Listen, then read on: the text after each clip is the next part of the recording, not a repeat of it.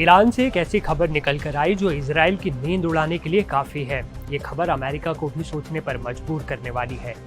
क्या आपने कभी सोचा है कि अगर ईरान, जो पहले से ही अपनी परमाणु शक्ति को बढ़ाने में लगा हुआ है, परमाणु प्लानिंग कर रहा है और बैलिस्टिक मिसाइलों को लेकर चर्चा में है, अचानक अपनी हवाई शक्ति में जबरदस्त इजाफा कर ले तो क्या होगा? जाहिर सी बात है, इससे इजराइल और अमेरिका की सिरदर्दी बढ़ जाएगी। तो चलिए बताते हैं आपको ये पूरी खबर विस्तार से। नमस्ते, मैं हूं असीम और आप देख रहे हैं एनडीटीवी इंडिया। आज हम बात करेंगे रूस और ईरान के बीच हुए एक ऐसे सौदे की जिसने इजराइल की सुरक्षा पर सीधा खतरा पैदा कर दिया है। ईरान को रूस से मिग-29 लड़ाकू विमानों का नया जत्था मिलने की खबर है और अगर ये खबर सच है तो इसका सीधा मतलब है कि इजराइल की टेंशन बढ़ाने के लिए रूस ने ईरान को दे दिया है एक ब्रह्मास्त्र। जी हाँ, ये खबर कोई साधारण खबर नहीं है, क्योंकि मिग-29 डबल इंजन वाला एयर सुपीरियरिटी फाइटर जेट है। ये न सिर्फ लंबी दूरी तक उड़ान भर सकता है, बल्कि दुश्मन के लड़ाकू विमानों को हवा में मार गिराने में भी सक्षम है। इजराइल के लिए ये एक बड़ा खतरा माना जा रहा है, क्योंकि इससे मिडल ईस्ट में शक्ति समीकरण पूरी तरह से बदल सकता है और ईरान का पलड़ा भारी भी हो सकता है। ये घोषणा ऐसे समय में हुई है जब ठीक एक दिन पहले ईरान ने अपनी पहली इंटरकॉन्टिनेंटल बैलिस्टिक मिसाइल यानी ICBM का परीक्षण करने का भी ऐलान किया, जो अमेरिका तक मार करने की ताकत रखती है।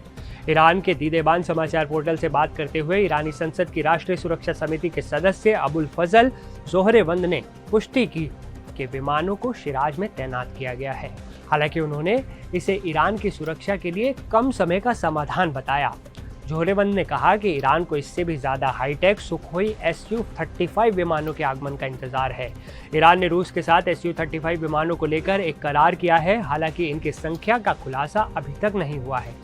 ईरान को मिग-29 लड़ाकू विमान मिलने की ये घोषणा रूसी और चीनी सैन्य उपकरणों के डिलीवरी के बीच आई।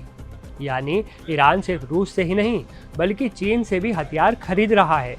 सांसद जोहरेवंद ने कहा है कि ईरान को मिग-29 के साथ रूस का S-400 मिसाइल सिस्टम और चीन का HQ-9 एयर डिफेंस सिस्टम भी बड़ी संख्या में मिलेगा और ईरान और ज़्यादा ताकतवर होगा। जोहरेवंद के हवाले से कहा गया है कि एक बार ये हथियार पूरी तरह से तैनात हो जाएं तो हमारे दुश्मन ताकत की भाषा समझ जाएंगे।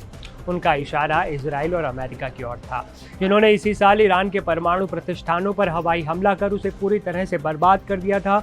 ये बयान सीधे तौर पर इजराइल और अमेरिका को चेतावनी है कि ईरान अब पलटवार करने की ताकत रखता है। आपको बता दें कि इजराइल ने ऑपरेशन राइजिंग लॉयन के दौरान रूसी S-300 बैटरियों और F-14, F-5 और AH-1 विमानों को नष्ट कर दिया था। इसके बाद से ही ईरान अपनी वायुसेना और एयर डिफेंस की कमजोरियों को दूर करने की कोशिश कर रहा है।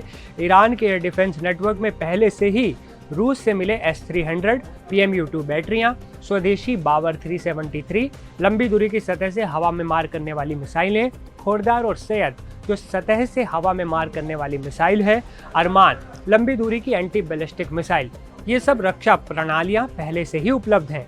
अब मिग-29 जैसे अत्याधुनिक यानी हाईटेक लड़ाकू विमानों के जुड़ने से ईरान की हवाई शक्ति में बढ़ोतरी होगी, सुधार होगा।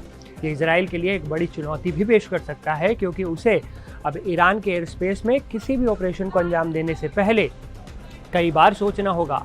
क्या ये कदम मिडल ईस्ट में एक नया सैन्य टकराव लाएगा? क्या इजराइल को अपनी सुरक्षा रणनीतियों में अब बड़ा बदलाव करना होगा? ये देखना दिलचस्प होगा कि पश्चिमी देश, खासकर अमेरिका, इस घटनाक्रम पर क्या प्रतिक्रिया देते हैं। क्या इससे ईरान पर और प्रतिबंध लगाए जाएंगे या कोई सैन्य विकल्प तलाशा जाएगा? क्या अमेरिका कोई पावर इजराइल को दे देगा बड़ी? आपके क्या विचार हैं, हमें कमेंट में ज़रूर बताएं। इस वीडियो में तो फिलहाल इतना ही, लेकिन मिडल ईस्ट से जुड़ी हर बड़ी खबर सबसे पहले जानने के लिए आप देखते रहें एनडीटीवी इंडिया का यूट्यूब चैनल। मुझे असीम को दीजिए इजाज़त। नमस्कार।